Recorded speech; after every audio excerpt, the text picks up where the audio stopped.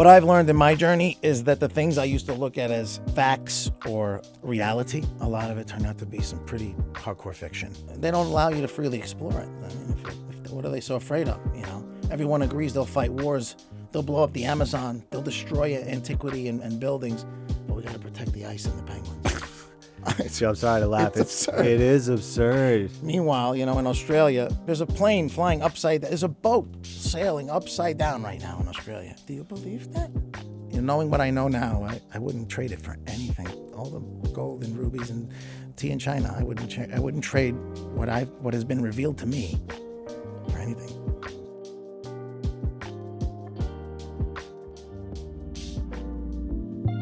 Our potential, it's exponential. Hey, what's up, guys? Welcome to another episode of Abundant Souls podcast. I have a very special treat. Frank, Flora, thank you for joining us. It's my pleasure. Dude. Thanks for having me. Yeah, man, it's an honor to have you. You have one of our gardens. That's right. You have an epic nursery here in Jupiter. That's right. We have Jupiter Farm Nursery and Garden. It's kind of related to Jupiter Farm, the farm. But yeah, it's right there on Randolph Siding and Jupiter Farms Road. And yeah, it's a lot of fun. It's a kind of a side moonlighting project that my dad and I do. We both love plants. We both love landscaping, and I love gardening. So that's why it's nursery and garden. And that's kind of how we kind of started meeting and talking and collaborating. That's right. When was that? Like 4 years ago? About 4 years ago. Yeah. It was the old Trader Horn Nursery. A lot of people remember it. But it's a great piece. It's a great spot. And but it's a labor of love, and we're getting more help there, and it's getting better and better. But it's beautiful, man. Yeah, it's something we enjoy. We hope the community enjoys it. I mean, there's a lot of really great nurseries out there, though. I mean, yeah, man. It's definitely something that has a community feel. Yeah. Yeah, I love it. Cool. Yeah, right here in Jupiter Farms. Right here in Jupiter Farms, and then I'm going to be having, Urban Abundance starting to maintain our. We put a bunch of beds in there, and so now we're gonna do an Urban Abundance garden there as well. That's right. I can't wait, man. Yeah, it's gonna be really fun. Yeah, this fall it's gonna pop. I'm looking forward to it. Yeah, definitely. So tell people more about your farm, because it's not just the nursery, man. You have a farm, right, where you're doing indeed composting, and you have a greenhouse out there. Do chickens? Like, what's your long-term goal? Yeah, I've always vision. Ironically, the impetus for getting into farmland and all that really started, like back in 2012. And back then it was like, you got to buy farmland. And, there was a concern that, this was going to become increasingly important. Uncle Frank was right about that. But nonetheless, that was my first go at it. I've always been involved in the food business. My family started a company called Flora Foods. It's an Italian import company. They make olive oils and pastas and stuff. And you see it everywhere. You see it in Publix, actually, still. He's actually become pretty famous for the little wafers he puts by the front. So my Uncle John and my dad shout out Mike. Yeah, totally. Heck Shout out to Uncle John and my dad Mike. But yeah, started that company, and so I was always involved in the food business. I eventually moved into perishables, meats and refrigerated goods, and that's where I kind of cut my teeth. But I've always been involved in the food business, and I got this wild idea in 2012 that I was going to become the next tomato mogul. I mean, everybody who buys meat buys tomatoes. All I got to do is just grow a crop of tomatoes. I'm going to become a gazillionaire. That's hilarious. Did it transfer? Well, in 2012, I was lucky enough to get into a piece of land, like an opportunity that just very lucky opportunity. And so I got mesmerized by the machines and all the things that, that could be done in ag. And I, of course, was really interested in it and was learning a lot about it. Turns out that, it costs about $15,000 an acre to plant tomatoes. So there's a lot more to it than I thought. Yeah. That's why I ask. I'm like, man, it's like, if you're not a grower, you're a distributor, but it's your experience. Like, you're learning. Yeah. I felt safe about, the land. So I thought it was something I could tool around with. Cool. And that's exactly what we did, But then when somebody made us an offer that I guess we couldn't refuse, we ended up losing. It was one of the bigger mistakes. Turns out that what I've learned in life is that we don't really want money. We want what money buys. And usually money buys land, it buys cars, and all the other things that you think are going to make you happy. which as you know, ultimately don't. That's exactly right. Preach. But you know what I'm saying. But you want what money buys. No, right. exactly. Yeah. That's So it's just like freedom, if right? I would have had that land today, it's worth a lot more than it. Let's say it's worth 3 times more than it was, per acre back then. You could have leased it. You could have done a lot of things. Made that an income producer. But hindsight's 20/20. That's exactly right. As they say. And by the way, we have some beautiful blessings in our life today, dude. Frank, I mean, you're close by. You're probably a mile from our farm. If that. I know. It's so cool. That was like 300 acres. Wow. And so obviously that was too big. This is much smaller. This is like a micro farm. It's only about 30 acres, just under 30 acres. I found out nobody owned JupiterFarm.com. So I was like, that's got a nice ring to it. Jupiter Farm. Okay, I'll be Jupiter Farm. That's kind of where it started. And then it had an equestrian piece to it. So it's got stables that we rent out. JupiterFarm.com. Yeah. But not Jupiter Farms with an S. No, not the S. That's Jupiter Farms, the community. So I wanted to kind of just be Jupiter Farm. I love that. Yeah. Mm-hmm. But anyway, yeah, it's been a great journey, and I've learned a tremendous amount. And the first time in 2012, that by the time it came around to trying it this time, because in 2012 I was also interested in crop protection. I had been studying about not greenhouses. Greenhouses have enclosed system, a totally controlled environment, but in a crop protection system, a la, let's say Cravo. That's what I have. I have a Cravo retractable roof greenhouse.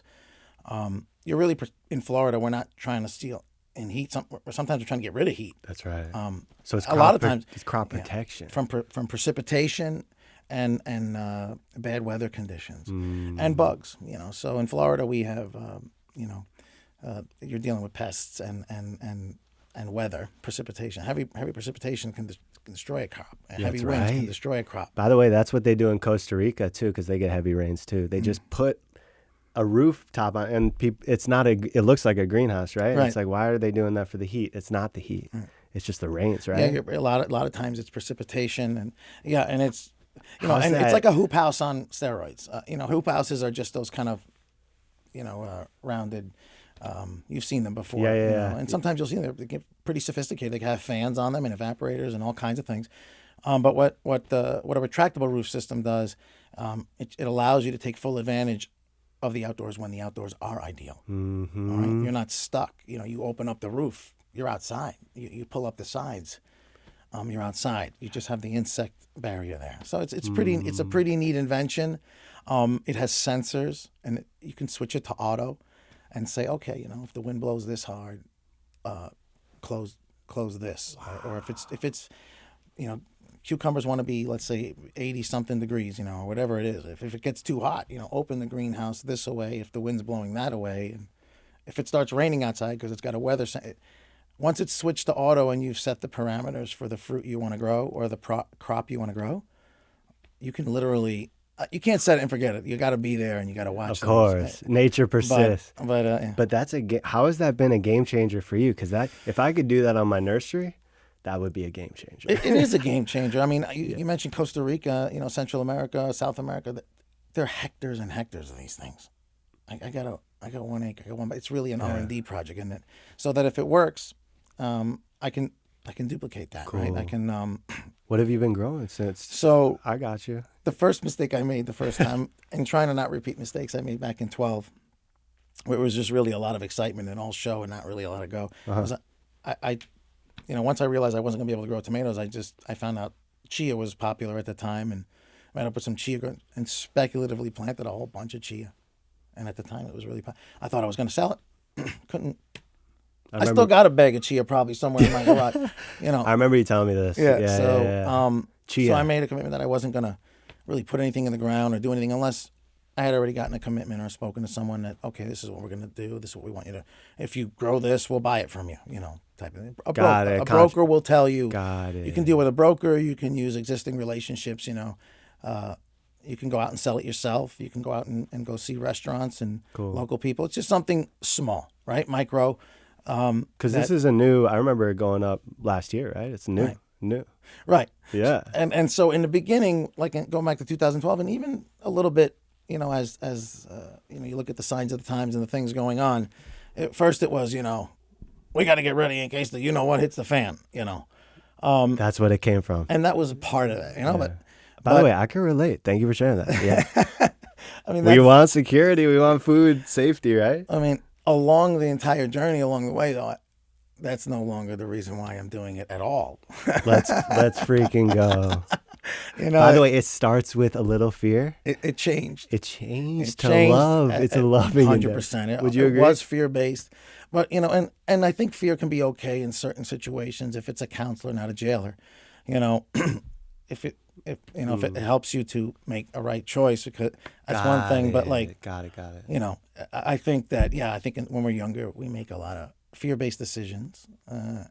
You're worried about earning. You're worried about being able to provide. And as you get older, what I've learned is that, you know, it's not really you. It's you, but it's, you know, God's going to provide for you. You know, even the good book says that He provides for the birds.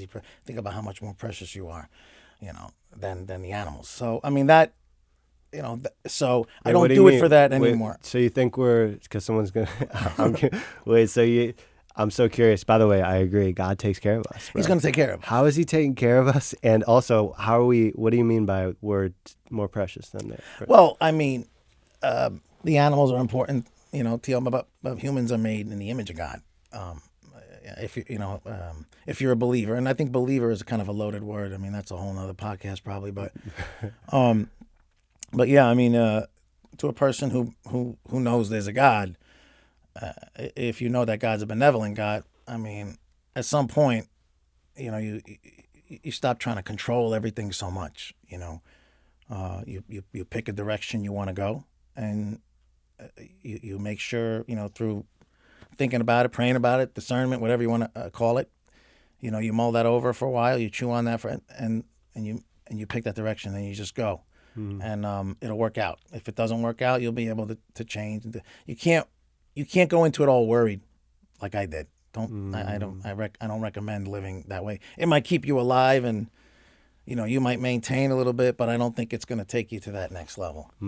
Facts. Yeah. I love that. And Frank, how do you think?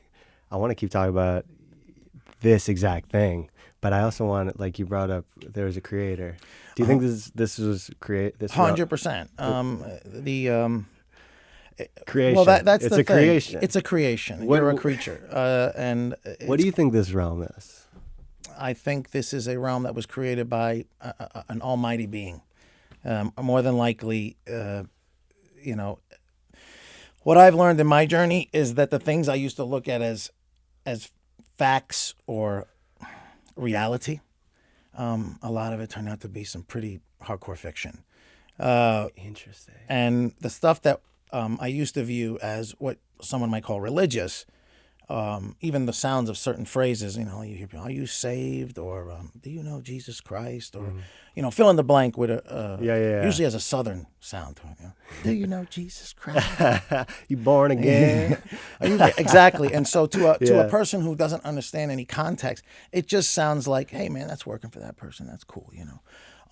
But it's always put in the context of there's a reality and then there's religion. I think in general, religion is in a fantasy mythical category, especially in a young man's mind, because the cosmology presented to them, the worldview presented to them, doesn't jive with it. Right. So somebody's lying. Somebody's lying. Right. Like so and who's lying to a kid? Man, this 15-year-old kid who's, you know, probably starting to chase after girls and having all kinds of emotions and things. And, you know, mom and dad, they lied about the fat guy coming down the chimney. They lied about the bunny farting out the eggs. They lied about the tooth fairy putting the thing, and now you're coming at me with, you know, this other story. So by that point, the kid's saying, a cool story, Ma, you know, but... Interesting, bro. Because they don't believe you about Santa and Easter. Well, you know, you have this kind of thing where, you know, you have to pretend, and then if you be good, because otherwise you're going to be. Nobody really understands the whole system because they never put it in the context of the creation. See what I'm saying? It's conditioning, Frank. Yeah, it's like a form of conditioning, or play the game. This is this is real. It starts at an early age, and you there's always moments where, like in the movie The Matrix or in the Truman Show or any of these types themes, right? Where somebody, hey, wait a minute, and then somebody calms them down with some type of authority or some version of a fallacy, makes that person just kind of forget about it. Wow. Get with the program. Sure, like for instance, second grade, Mrs. P, okay, makes the little diorama thing.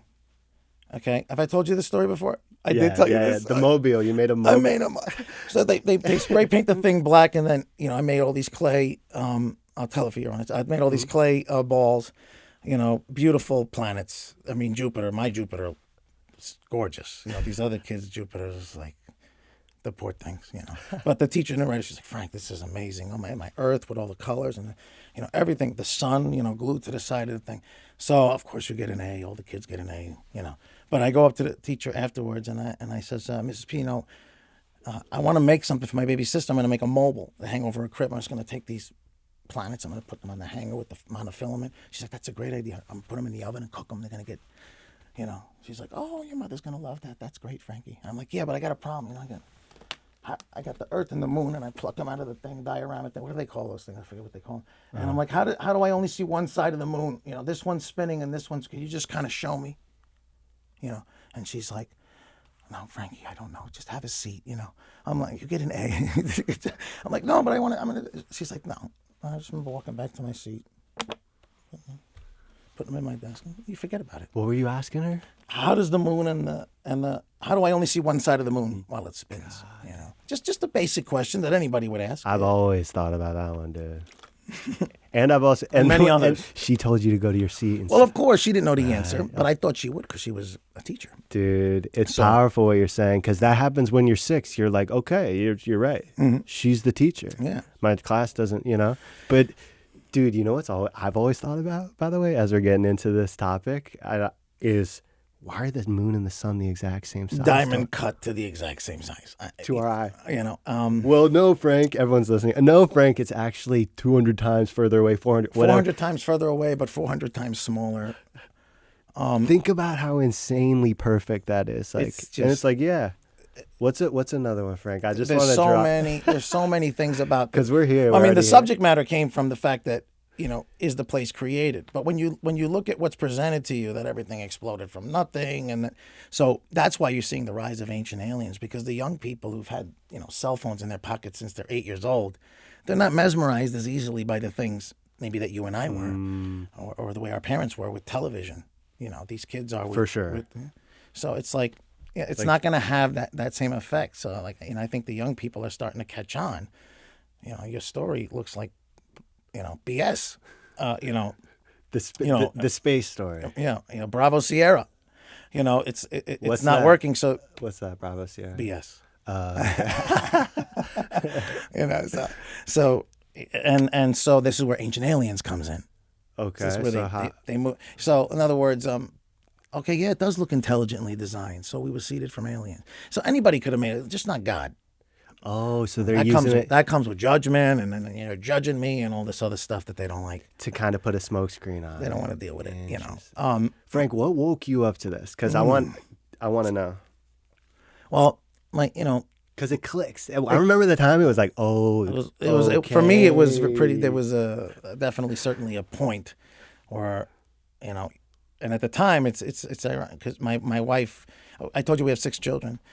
With the 6th child, I was already not kosher with what I saw in the news and the happenings and goings on. So I was disturbed by many of these things. And it dominated probably most of my conversations outside of work or the kids. Yeah. That the politics and the stuff on TV, the stuff on the screen. Those were important issues. What happened on that day, that the things that went down in the middle of the city and all, and what have you. I don't know why. I'm talking like I'm on a significant. I'm censoring myself right now. Yeah, you can see that's how you know you're in a prison. It's true. But this is what this problem, guys. By the way, my audience all knows this. This is free talk. Yeah, I know. I know it is. I know, but I don't want your free talk to get turned off if I say the wrong thing. And I know that they monitor that. Thank you. But anyway, when it comes to the the events that happened, on 9/11 or this tragedy or that dominated, my psyche, and it was all negative. It's dangerous, right? It's all negative. There's not But one by the way, positive thing about it. Frank, it's valid. I mean, you're probably, you know what I mean? I It's certainly a felt lot of- justified. But then, is it conducive, constructive? Probably not. Probably not. You're exactly right. But what was Solutions, different bro. about this Okay. revelation was that was all negative. Nothing good is ever going to come of discussing it, trying to convince somebody this or that. The discovery about creation is totally different. It's a positive conspiracy theory, if you will. As soon as you Why? see this one, you're not like, son of a, I can't, what kind of world? You look at this and you're like, that other stuff is all BS. This is what matters. This is what's real. This is all fake. Right. And It gives you clarity. when you move out of religion and into reality, what you might think are phrases that they don't have they take on a completely different meaning, because you have a different perspective now, right? So, what might have sounded religious is now something about a very concrete location. It's not in a nebula far away. So, it's right there. And it's special. Bro. it's extra special because in the cosmology presenting to that second grader, he was a speck of nothing. It was fascinating that there was this vastness, and it went on and on and on, and it could be mind-blowing. Could be other aliens out there and all this other stuff. I mean, it sounds, but it also makes you feel really small and insignificant. The Earth being at the center of creation is a completely different. There's only one Jack. There's never going to be another one. It's extra special. It's extra good. Yeah. So yeah, and I think there are bad people probably in the world who do know about this stuff, but if, I guess for whatever reason, chosen the other side, they're mad about it, like an angry, rebellious teen.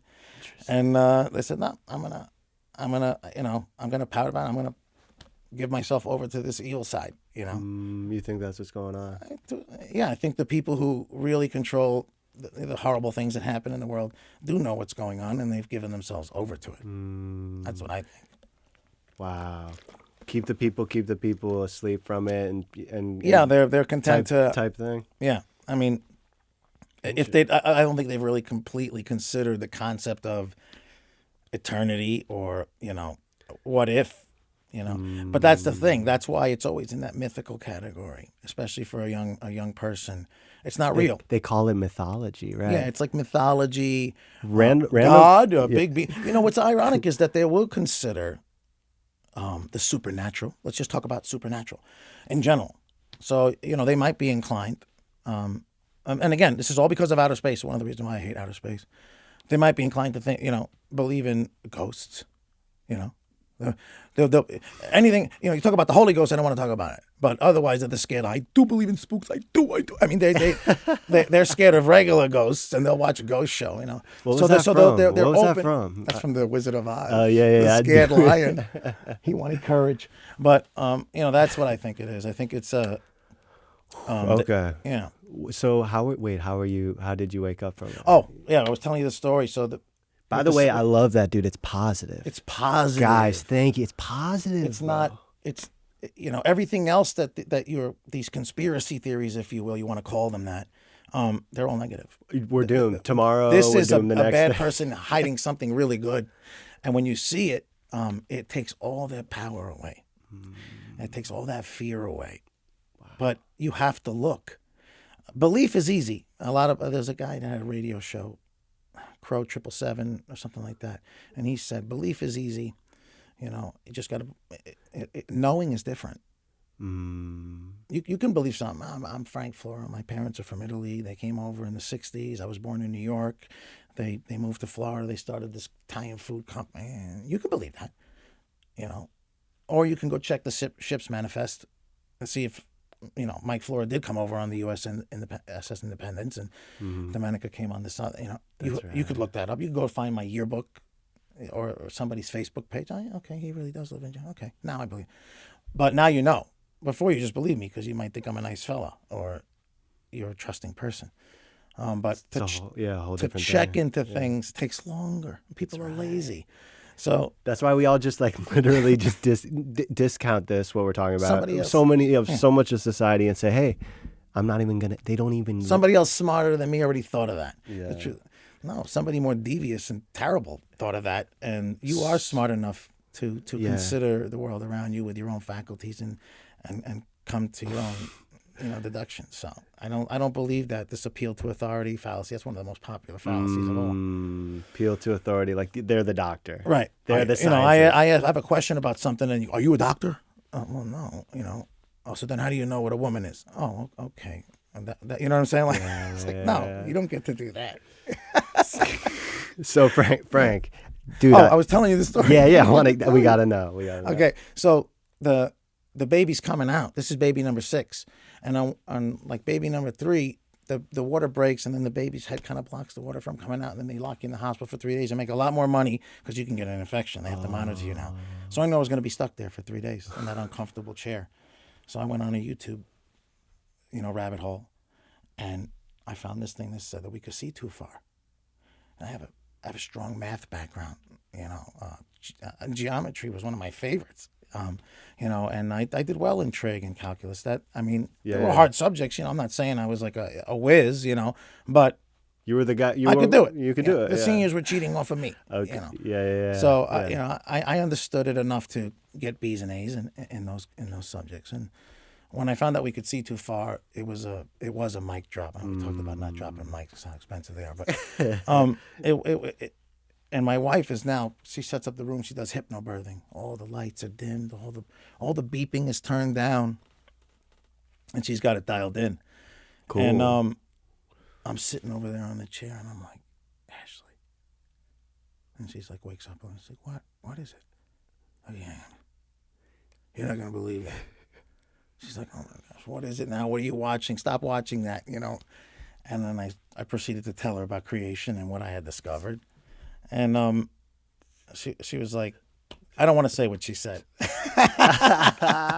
But now what does she think, by the way? Oh, she concurs. She agrees. I mean, she's awesome, by the way. Yeah, you can't deny your own senses. Dude, exactly. Especially when you're living with you.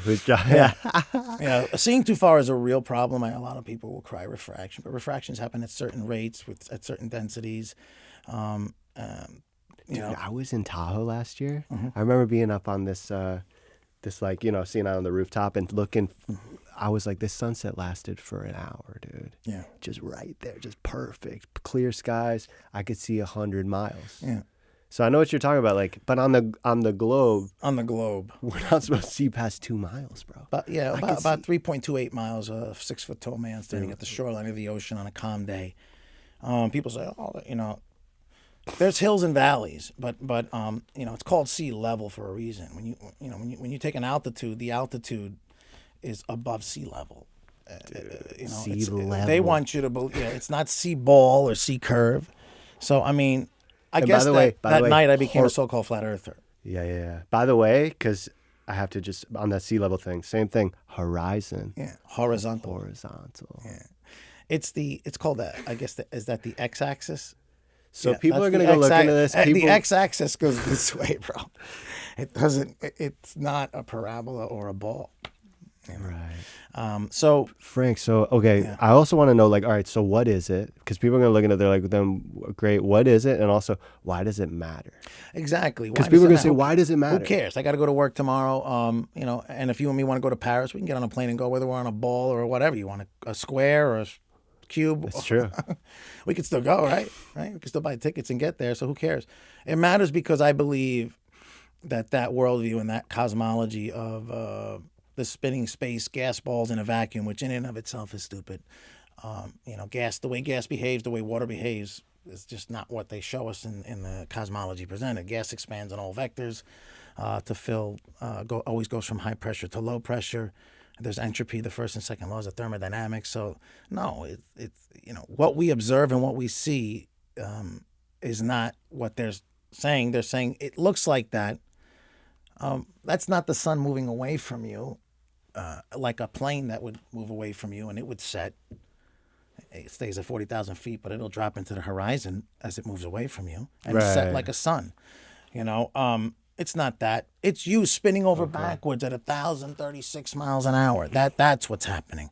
So it's like That never made sense to me. Yeah, when no, it's set, no like one in the flat Earth community is making the claim that's contrary to what you observe. You're observing the sun's moon and the stars moving around above you like a finely tuned clock. Next year, you know what I heard one time? By the way, exactly. Tonight, the stars will be in the same exact spot they are. Same exact spot. Dude, it all circles around. But by the way, you know what I heard one time? It made so much sense. And by the way, people think, oh, it's just stuff you feel, stuff we see. I think that matters a lot, bro. Yeah. But so, by the way, the sun comes up in the morning. It's fucking cold. It's cold, man, when you're camping. And then the sun comes and peers up, and it's getting cold. And it's starting to get, I'm warm right away. Dude, and then it gets closer and closer, and then I'm baking. It's like the sun is moving toward and away from you. The irony too is that like the distances that are purported in the heliocentric model, the sun is vastly further away in its elliptical orbit, which is another major problem. Elliptical orbits and Kepler's orbital mechanics and all of that, which are all derived from flat Earth measurements. That's what I'm saying. The tilt, none of that shit. Yeah, like so this tilt's supposed to cause a season, but being a million miles closer to that's like saying I'm gonna roast a marshmallow, and I want to get it hotter, so I'll just tilt it. But if I bring it closer, that won't get it hotter at all. Exactly. That's stupid. And, dude, by the way, I always knew a lot of people don't even know the answers to these questions. What causes? Yeah, you're saying what is it? What is it? What is it? Everybody is. I don't know. By the way, you have to throw everything out and start from scratch because you don't realize if you look at the globe, outer space, rocket ships, start from Sesame Street. Go ahead and turn on any children's channel. Count how many times you're going to see the globe. To count how many times you're going to see it every time a movie comes on in the Universal thing. When your screensaver comes on Apple TV and the stupid ball is there. And it's not a ball, right? It's an oblate spheroid, like Neil deGrasse Tyson said. It's a little chubbier at the bottom. That's because in the heliocentric model, or in the ball model, in the globe, what would normally be out here, like out on a dartboard, it's wider and bigger. It's a concentric circle, is now being compressed and pushed down into a smaller space on the bottom of a so-called ball. And so this is why you're off your what do they call it, reckoning when you're out in the further away from the center that you go. Everything makes sense on most people will think that people who have discovered this just looking for attention. It's not the kind of attention you want. Seriously, it took me this takes courage, bro. I know I'm right. Like it's like and by the way, gun to your head. You got to get the answer right, or we're gonna blow your brains out. You can't phone a friend. You can't ask the audience. You can't eliminate the flat final answer. But by the way, by the way, I'm pretty convinced, and it takes a lot of time to. It took me hundreds of hours to get to actually looking at it with an open heart. Yeah. It sounded ridiculous. Well, the reason why I started looking it up is because somebody brought it up to me and said, "Oh, what are you, a flat earther too?" Exactly. So I wanted to have my arguments ready, proving them wrong, bro. To get ready to prove them wrong. Me too. So, but then as you go to research it, you're like, "Oh, that's a problem." But then when I finally got to we can see too far. That's when I'm like, she's over there in the bed, with the thing and the music, and do I bother her? That's like out of a movie, dude. It was crazy. She's like, what? My kid's here. Yeah, she's just like the psych ward is like 3 floors up. That's where you're going. But when you look at what you observe in the real world, basically, Earth is measured and navigated flat. Well, flat's not a shape. Meaning it's a horizontal plane. Right. It's got valleys and hills, but over the water will always find and maintains its level, and it always needs a container. So no matter what you do, if you change the shape of the container, the water, that's level. So if we attach the two. What about gravity? Well, what about gravity, Frank? Well, you'll see that what about happens quite a bit after somebody makes a jaw-dropping point, right? So and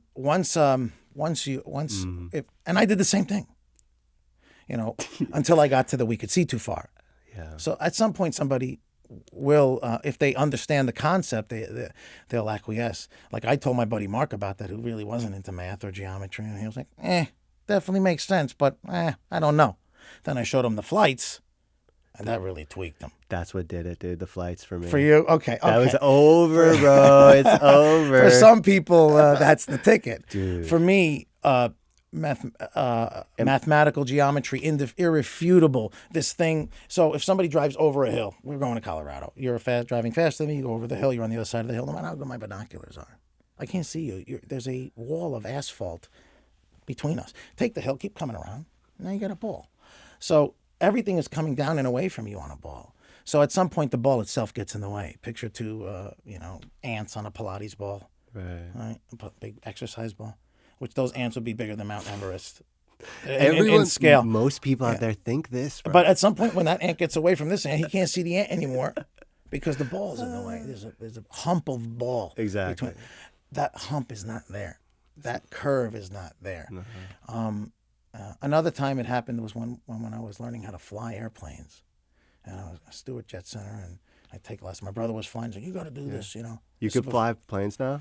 Well, I stopped. I did solo the airplane. Cool. But after that, more babies started coming, and that was like, you don't need any more hobbies. And it's an expensive hobby. Airplane fuel is expensive. Joe could fly, though. Joe can fly jets. Cool. Joe's taken enough hours in training that he can fly, twin engine planes and a jet. So he knows. Yeah. What does he think about this? I keep interrupting. He sees it now. At first, he didn't want to, but airplanes are a big problem because they fly straight and level. So if they fly on a ball, they fly off into fake outer space. So it auto-corrects. That's not how a gyroscope works. You set your gyro and you look at your artificial horizon on your instrument panel, and it tells you whether the wings are doing this, or whether the plane is doing this, because it's comparing it. It's based on that. A gyro maintains its rigidity in space. Right. So it's going to stay where it is, and that's how the plane knows where it is. So this idea that that's auto-correcting is absurd. Yeah, all the manuals, like when you go look into it, they're like, oh, this is as if we're on a flat plane. That's they even tell you that. They even tell you that. Right. I even remember that was the other moment that I had that was like but this is before I knew anything. So now I'm in my 30s, and I didn't, I didn't know nothing from nothing, but the guy said that in the class. He says, you're going to get a free computer. It's in your bag. And the bag was kind of thick. It had, with the headphones were in it and all your books and materials coming. I'm like, this is awesome. They give you a free computer? This is legit. I open it up, and there's no computer in there. But he goes, this is the computer. It was a slide rule, like a card with a little disc on this side and windows.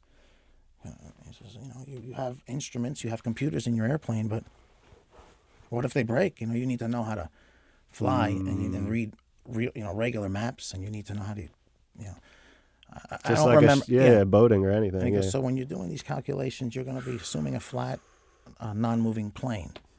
So right away, hands on it. I'm looking around the room. What do you? He said that. Yeah, he said, and everybody's like, oh, okay. Because you read the. I'm like, what do you mean? Man. I know you're the teacher and everything, but if the Earth's turning under us, how do we? It's like you're 5 years old. Yeah. It was exact. I was embarrassed.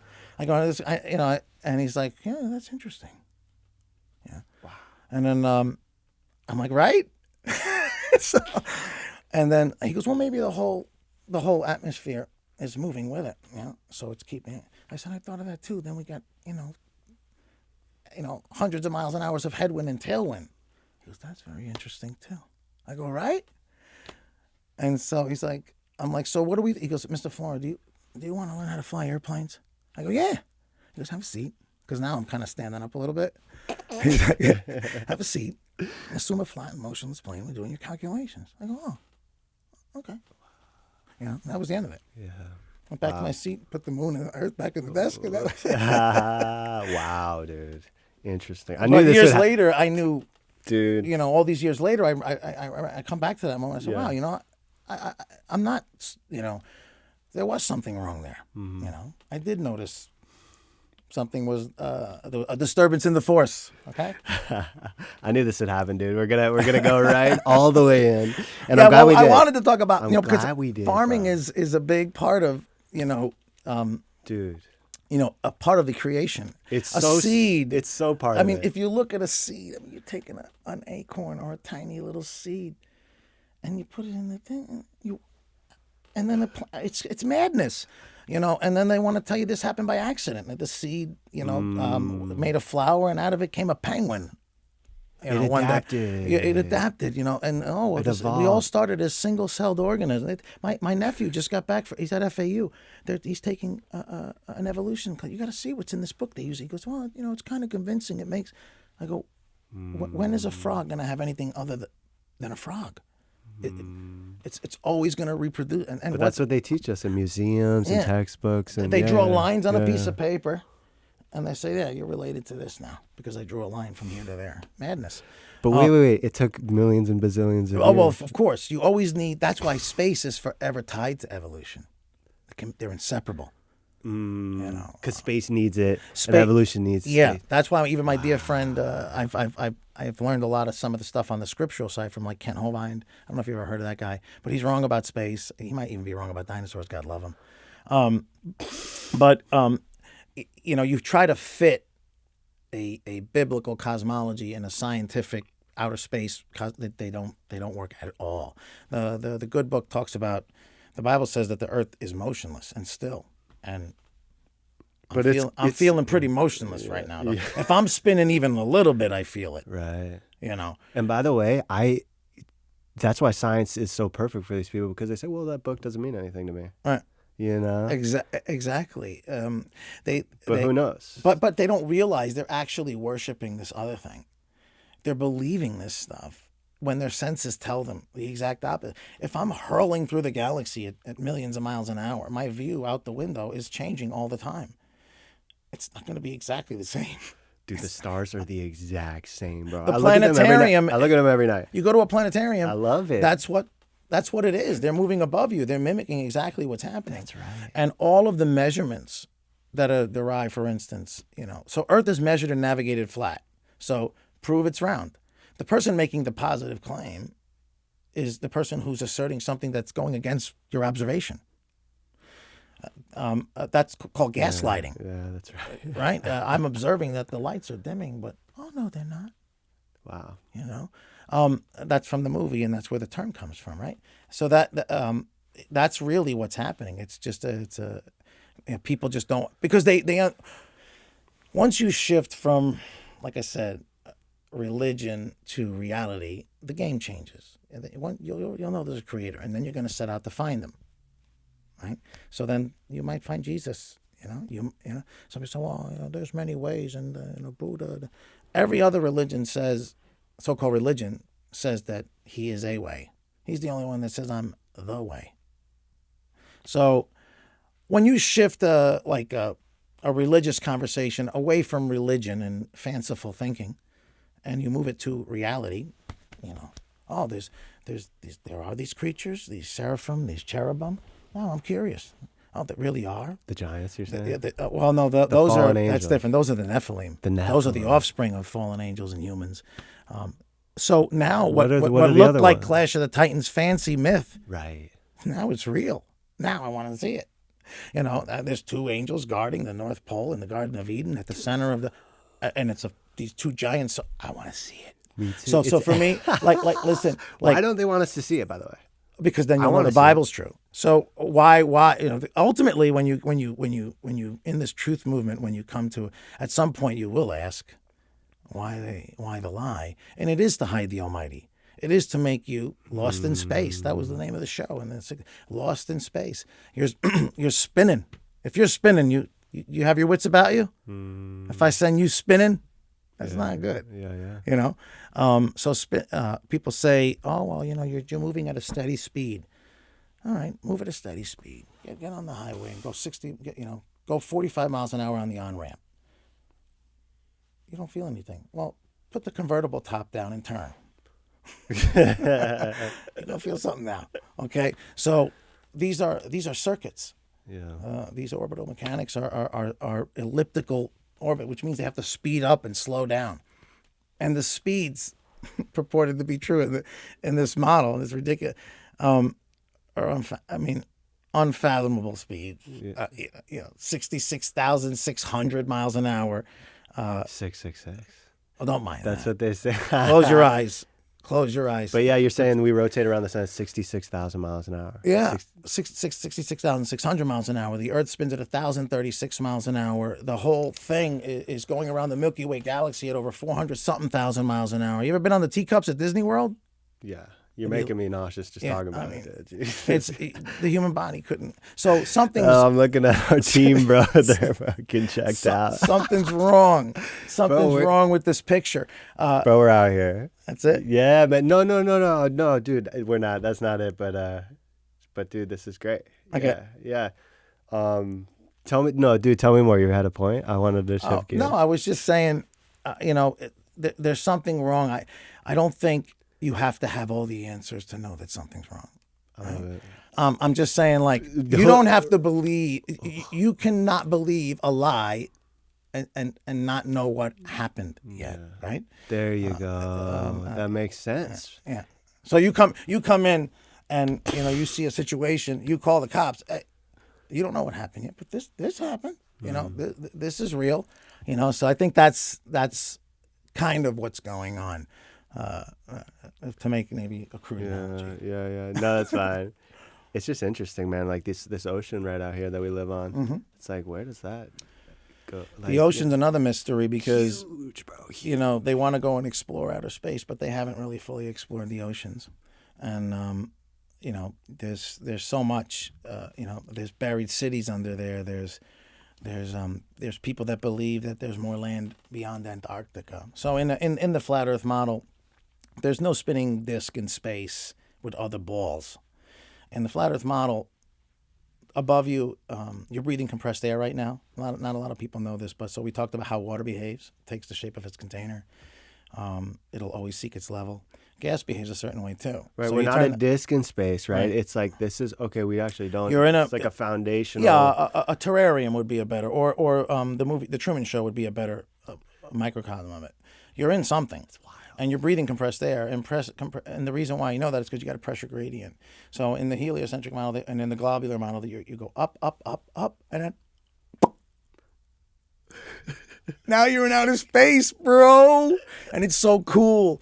And you can drink Tang. I mean, what did you get for the space program, by the way? Like Velcro and Tang. Yeah, and like drills. For like $56 million a day. But anyway, so you're going up, and then you're just in outer space. You need a container. You need a seal. It'd be like saying, come to the barbecue, bring the propane, but leave the tank at home. No, when you have gas expands in all vectors, and it'll always go from high pressure to low pressure. So if you had a void, a vacuum, the lowest pressure you could ever have, adjacent to a gas water ball, guess what's going to happen? All the gas is going to expand to fill. Well, gravity. Well, that's awfully convenient, but gravity seems to be the answer for everything, And so let's say you went really high up, close to where this supposedly Terminator line, where air becomes a vacuum, going against all other physics, in all nature, and you had a vacuum chamber with a little valve on the bottom of it. Turn it over and point the valve on the bottom. Open the valve. What's going to happen? The air it's going to fill the valve. What happened to your gravity? Even all the way up to anybody can do a thought experiment in their mind, and yeah, that makes sense. And actually, by the way, what you're saying makes so much sense while you're talking about it. But it took me someone saying that 20 times for it to be like, oh yeah, Because it's like, oh, it's just so big, it just trails off. Right.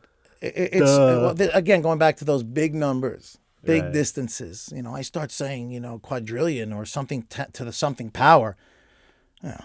The sheeple's minds just turn off. Yeah. But what's really interesting about it is, like I said, is that eventually when you see what I've seen, you'll learn that there is a God. You'll learn about, how the world was created and how it's not just the Bible, but pretty much all the ancient books describe the same thing. They all, the flood is a real thing. So these are real things. So now you have these these beings. You have this other realm above the firmament.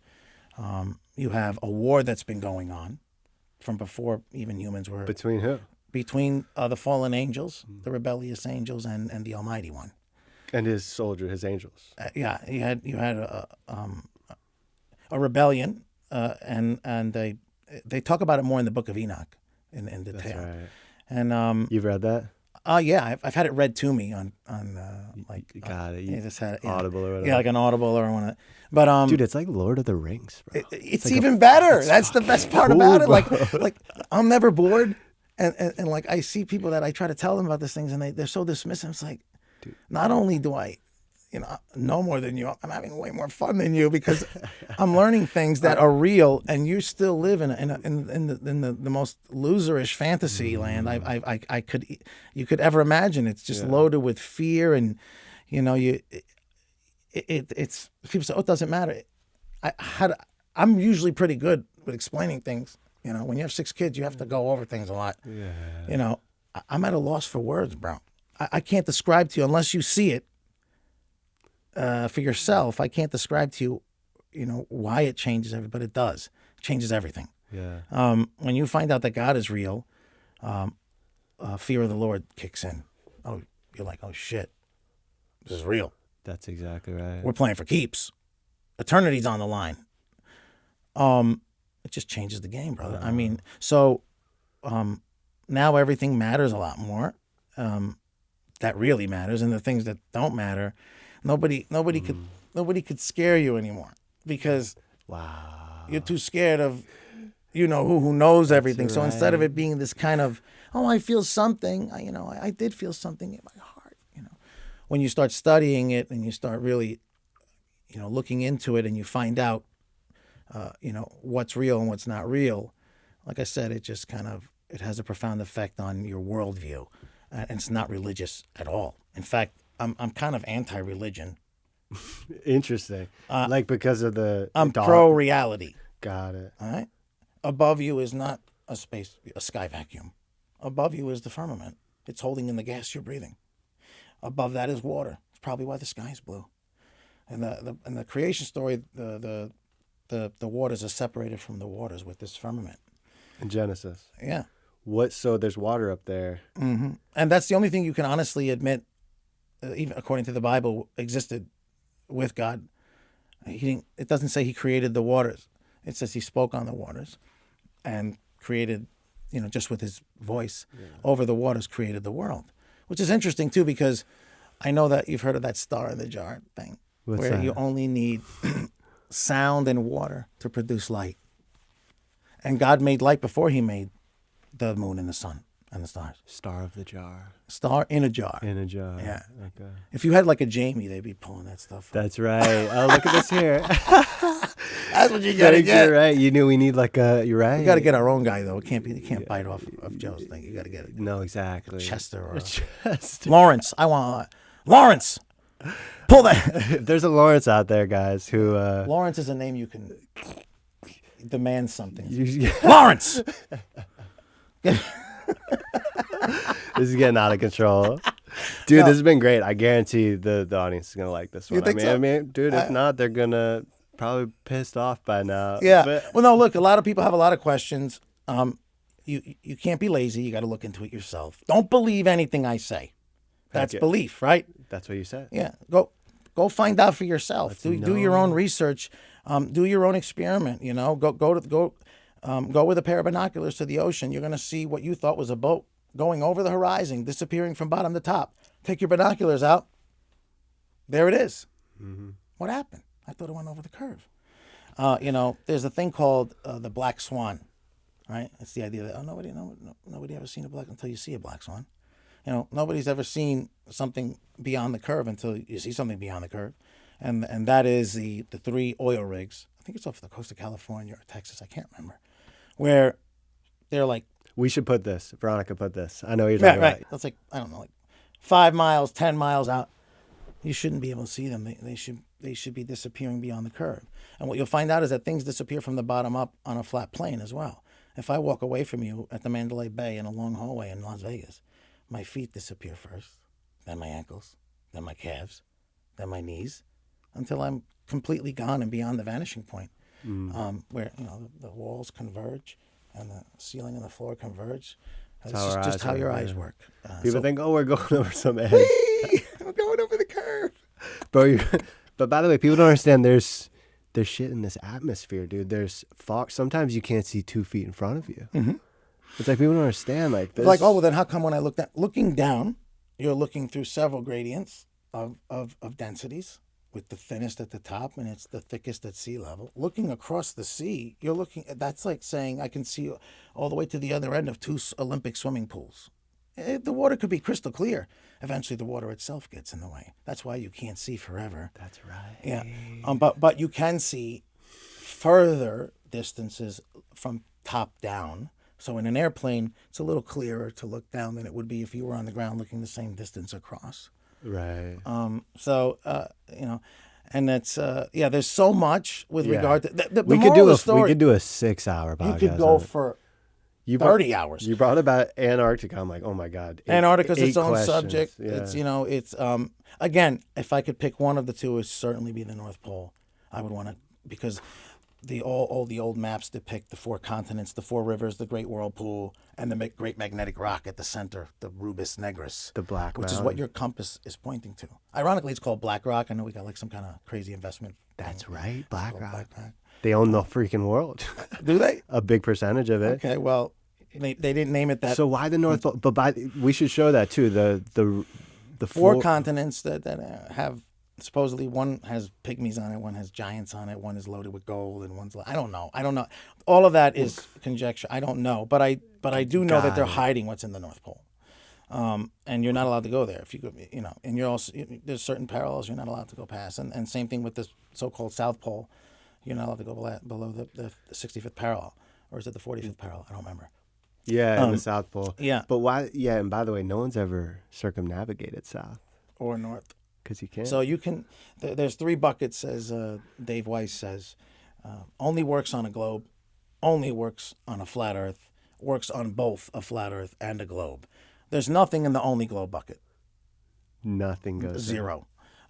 And obviously works on both a globe and a dartboard or a flat plane. Okay, that's you can go around the block and come back to where you started. You can go west and come back to where you started. What you're never going to see happen on the stupid ball is You're flicking off the camera. Was I? That's fine. Oh, my bad. I'm sorry. Sorry, I ruined your point. But No, you're but right. You're right. That never happens. And they'll say, oh, yes, it does. And it's not. And the flight, about the flights. You guys, there's a PDF you can download for free. It's like 16 flat Earth proof flights or something, emergency landings. That's what did it, bro. Yeah, that did it for you. Because I was like, wait, something's wrong. It was my. This place is not what you think it is. God is real. Okay, so in short, outer space, aliens, asteroids that are going to blow you up coming from far away in the space vacuum, aliens that are going to come in and take it. That's all fake. Demons, angels, heaven, hell, Jesus, God, all real. All real. And people are waking up by the hundreds of thousands. I would even go as far as to say, in my opinion, there's a revival happening. Yeah, it feels that way. How often do you think you would have heard Joe Rogan reading scripture on his podcast? It's happened like 5 times or something like that. You have... By the way, he just had on Randall Carlson like last night, and I'm glad we're filming this because he's this conspiracy guy and whatever, talking about Book of Enoch, all these aliens, all this stuff, and they were poo-pooing on flat Earth for a long fucking time, and Eddie Bravo wasn't there and his whatever. But my point is, I'm glad we got your perspective today. Yeah, I mean but again, the only reason why it's remotely relevant is because of God. It's because now when you find out this is real. Okay, so now you're going to start delving in. Okay, well, now I got to research the Bible. I got to start putting some more time into this to find out what's going on here. I don't want to go to hell. I mean... right. So you believe in hell? Oh, definitely. And people say, oh, well, who's in hell? Everybody's a good person. And you don't understand the concept when somebody, like if a Bible says, oh, there are no good people. There's only one that's good, and that's God. There's kind of truth to that. Everybody's flawed, right? All fall short. Nobody's perfect. You've heard that. You'll agree with that. For sure. So you could make the argument, there's nobody good. Everybody has a little bit of bad in them, and that's something that needs to be reconciled and maintained on a regular basis. And back to the war thing, apparently the way that God created humans, this is not the original situation. You have the original fallen man. You have the fallen angels that bred with the Nephilim, contaminated the bloodline. You have the great flood to get rid of all of that. And now you have a new covenant that supposedly, in the old covenant, debts were, sins were paid with atonement. It had to be blood. I haven't researched that enough yet. I know it's got something to do with blood. And they would use animals, and then they would have to wash. And and it would have to be the best animal. You had to give up your best stuff. It wasn't like, you get some, raggedy old lamb over here. That's what they talk. Kill this one. They say the best one. Best one had to be the best lamb you had, spotless, perfect. And they would, a sacrifice. Then why? Then the atonement. Muslims do the same thing. It's something to do with blood. It requires research. I mean, I don't know everything. I like researching it. I like learning about it. Yeah. But blood's definitely. You're not into it. Yeah, you're not at these rituals. I don't know. But Jesus's blood, suppose, in the faith, if you understand it, which not supposedly, I believe it. I know it's true. Atoned for our sins. So if I and you might think that sounds like religious speak, even saying it. Yeah. I hear it in the context that I almost heard it before I knew the things I know. But when you research it, you'll find out that it's very concrete, very real, very plausible, possible, reasonable, in this new context and this new cosmology that used to be woo-woo fake religion and now is as real as So even the flesh body, how flesh acts, how the spirit acts, how the soul acts. These are all real things. By the way, they say the devil's a deceiver, right? Yes, the father of lies. I don't know about a lot of the stuff you're saying, this Bible stuff, but I know that if this is a big lie, the whole model, glow model, and all the stuff we've talked about this whole episode, that's why it's important, because it's a lie, bro. It's a lie. I don't want to tell my kids one day that. You know what I mean? I resisted it, even though, because the wives, God love them all, they want to make it special. What do you? Yeah, I like Star Wars too, bro. Yeah, I love it. Wait, I wanted to be an astronaut. What do your kids? Really? Yes, definitely. What do your kids think? My kids all know. Wow. And they, are they like? Yeah. So. Yeah. No, my kids know, and at first they had the same reaction that I would expect them to have. I hope nobody at school finds out my dad is flat earther, because he's going to embarrass the crap out of me. Bro. But they're going to put us in freaking camps. Yeah. I mean, I'll resist, but fine. For sure. I'll die a glorious death that way, and I can't be that lucky. I'll be tortured or something. But but it's stigmatized. You're right. It is big time, and it's deliberate. That's very deliberate to make you think it's absurd. But if you look at the things they're purporting to be true, like you can have gas pressure with no container, that's absurd. That water's going to stick to the outside of a ball, a spinning ball no less. Take a tennis ball, dunk it in water, and throw it. The water flows to the equator of the spin and flies off the ball. It doesn't get stuck to the ball. That was another experiment that I remember, and Dave Weiss talks about it too. When he was a kid, the teacher had a bucket and spun it around, and the centrifugal force puts the water. It holds it into the bucket. It doesn't spill. It doesn't spill. Right. You're like, see, this is how the earth. It's like, you got to turn the bucket the other way, guy. It's not in a container. It's on the outside. The water's going to fly out of the bucket. But it's the ozone and it's got. But you're right. You turn cool story, bro. Cool story, bro. I love it, dude. Dude, it's fun, bro. It is a fun. It's gotta be fun, because then you want to learn what it is. So, like the gravity thing is really just mostly buoyancy, density, and electrostatics is what I've learned. That's right. I don't know all about it. The Earth is negatively charged. The up here is they can make stuff float just by changing the charge. It's electromagnets. They say we're between two Gaussian surfaces, I think they're called. It's both ironically too, with all the measurements are two flat planes. So I know they think it's a ball. I know I can't. Yeah. It's even in that it's two flat planes, and that's what makes up and down for everybody. So meanwhile, in Australia, there's a plane flying upside down. There's a boat sailing upside down right now in Australia. And do you believe that? I mean, And again, you go out on the water. We live in beautiful Jupiter. People go out fishing. If you go out 20 miles on a clear day, if you got low humidity and it's cool out, and even with a pair of binoculars, you can see the Jupiter Lighthouse from bottom to top with a good pair of optics. It should be 260 something foot below the curve of the Earth. You should only see the very top of it if you saw anything, and it should be leaning back ever so. 30 stories. Yeah. Wow. If you're going to build a bridge over a long piece of water, down is no longer down, parallel, perpendicular to horizontal. Yes. Now down is spokes on a wheel toward the center of the molten fake magnetic core, because magnetism, you lose magnetism when metal melts. It's called the Kirian effect or something. I don't forget what it's called. But, so down is really spokes on a wheel. Yeah. And you don't see that. Yeah. It's just, I mean. It's so big it doesn't matter. Yeah, it's so big it doesn't matter. I have to keep doing that. And it's 20, but then you ask them, well, how big is it? Oh, I don't know. Yeah, You didn't know it's 24,901 miles in circumference at the equator, didn't you?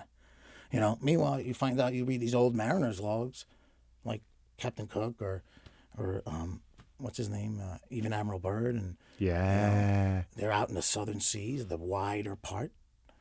Dude, they're saying they were out there 66,000 miles they trek without coming back to us. That's 3 times the distance of the equator. And it should be way less because it's at the bottom of the globe. Correct. It should only be about 13 to 16,000 miles to get around Antarctica. And you think those guys on those ships didn't know how, that this was all new territory? There's were they going in circles? Those guys knew exactly. I think they did, but some of them probably didn't. They thought they were on a ball. Yeah. Maybe they did, maybe they didn't. Right. But what Admiral Byrd describes, and that could be all BS too. We don't know. It was his account, right? Yeah, but right. They don't allow you to freely explore it. I mean, if what are they so afraid of? Everyone agrees they'll fight wars, they'll blow up the Amazon, they'll destroy antiquity and buildings, but we got to protect the ice and the penguins. So I'm sorry to laugh. It is absurd. Wow, I've never even looked at it like that. Yeah, I mean, the companies that do the tours are all owned by the same people. They take you to this one spot. Have you been? No, my neighbor just went, and she said they take you to the ceremonial South Pole, which take your if that's really the South Pole, and you should be able to walk around it, and your compass should be pointing, away. Oh well, the compass is the further away from the big rock you get, the more your compass doesn't work, because the magnet's further away. That's right. Yeah. And that's why it doesn't work. There's no 24-hour sun in the southern fake hemisphere. They have to fake it. They fake it. That's what I've heard. Yeah. I've seen it glitch or whatever. Yeah. Dude, Frank, you're gonna be Jim Carrey rowing out there. Yeah, I'll be with you. but except the Truman Show's wild movie, great movie. But Ed Harris will probably be successful. He would actually be able to get me struck by lightning. That's what you get, Flora. No, the head guy who ran it all. Yeah. I love Ed Harris. He's a great actor. I always like all his movies. Mm-hmm. Yeah, but anyway, that's what I discovered. It's related to, your endeavors in life. Make your life and your business and the things you do give glory to God. If you think that what you're doing is the right thing, it's helping people, you feel good about it, you should move forward with that. Don't be scared. That they're going to come and take your fancy pants away. They might. You might not live as well as you used to. You might live way better but when you know what I know, you could do either or, and it doesn't matter. Yeah. And I know that's easy for me because I've had some success and I've been very blessed. Knowing what I know now, I wouldn't trade it for anything. For all the gold and rubies and tea in China, I wouldn't trade what has been revealed to me for anything. This vein is not for anything, man. Yeah. You're right. Yeah. Thank you, Frank. And be careful what you pray for. If you pray for wisdom, you just might get it, and then you'll be in. That's right. That's right. Yeah. Well, we love everyone out there, man. I hope this reached people with Yeah, it's all with some don't good vibrations. Absolutely. Remember that God is real. He is a benevolent God. He's got standards. He's better than us. He's bigger than us. It's his system. It's his world. It's his rules. You can get mad about it and go the other way, or you can, calm down. Know your, as the Rock, know your role. Hey, you're talking to the Almighty. Adjust your prayers accordingly. He already knows things and he already knows what you need before you could ask. So it changes your prayer life. It changes your reality. It's a better reality. I promise you that. That's all I can tell you. Good, man. Yo, is there anything else, man? What's next, man? What excites you today? I wanna continue with, obviously my main business, which supports me. I'm committed to that, and I put all my energy into that. But in the food business in general, if I could be involved in ag or have my kids study it, I think that that's a great opportunity to be able to take God's creation, those seeds, and turn it into food and feed people. As he said, feed my sheep. I like the idea of being able to produce the food, and I've sent you some really cool videos. I mean, when you're in the Cravo greenhouse and you're surrounded by those cucumbers and it's amazing. Dude. It's an energy, and it feels really good. And just to know that that you could do that, and because that's how come you got into it. Yeah, that's it. But I've always had that. I've always wanted. Lights me up too, man. I want to do it. I want to grow. Cool. And if it works, I want to do more of it. Yeah, man. For Uncle John, I'll make him a Flora Food a Florida Marzano tomato. I love that vision. How about that? Grown here in Jupiter. Grown right here in Jupiter, Florida. Let's go, Frank. People want locally sourced, man. Dude, I know it. They don't want their blueberries coming from Chile. That's why we're getting something going at your spot in the fall, yeah. For sure. Start somewhere, right? Yep, and there's a farmer's market coming. I think my neighbor across the street is going to start a farmer's Cool, market. man. Yeah. Local, right there. Local. For the farms, Cool. for that area. Maybe I could sell them like carrots and stuff. Totally. Yeah, why not? Totally.